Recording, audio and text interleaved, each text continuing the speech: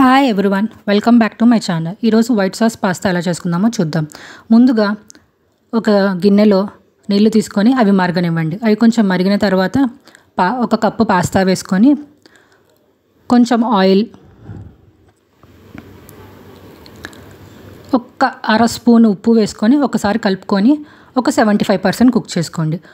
Pasta ఒక 75% cook అయిన తర్వాత అది జల్లెల్లోకి తీసుకొని ఆ నీళ్ళన్నీ వడగొట్టండి. తర్వాత ఒక బాండీలో 2 స్పూన్ల నెయ్యి, ఇక్కడ బటర్ అయినా వేసుకోవచ్చండి, నా దగ్గర నెయ్యి ఉందని నెయ్యి వేసుకుంటున్నాను. ఒక పావు స్పూన్ జీరా, అవి కొంచెం వేగిన తర్వాత ఒక 8 వెల్లుల్లి రెబ్బలు వేసుకొని ఒకసారి బాగా కలుపుకోండి. తర్వాత ముందుగా తరుక్కున్న ఒక పెద్ద ఉల్లిపాయ వేసుకొని ఒక పెద్ద క్యారెట్, దానికి తగినంత ఉప్పు వేసుకొని బాగా కలిపి ఒక 5 to 10 minutes మగ్గనివ్వండి. ఇవి పెద్దగా కలర్ చేంజ్ చేయాల్సిన అవసరం లేదండి. తర్వాత దాంట్లోకి సరిపడా ఆర్గానో, చిల్లీ ఫ్లేక్స్, ఇది మీ టేస్ట్కి సరిపడా వేసుకోండి.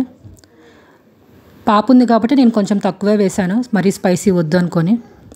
తర్వాత ముందుగా చేసుకున్న పాస్తా వేసుకొని బాగా కలుపుకోండి. ఇది మిశ్రమాన్ని అంతా ఒక గిన్నెలోకి తీసుకోండి.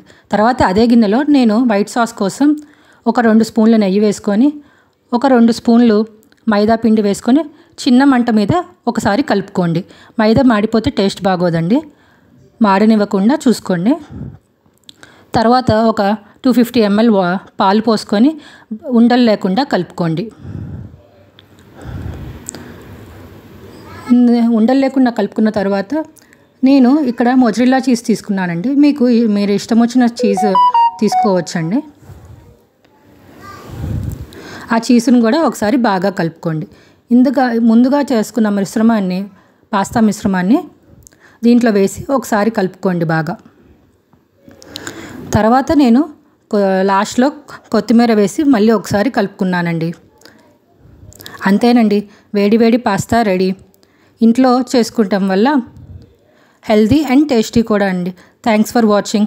ఈ వీడియో కనుక మీకు నచ్చినట్లయితే please like, share and subscribe.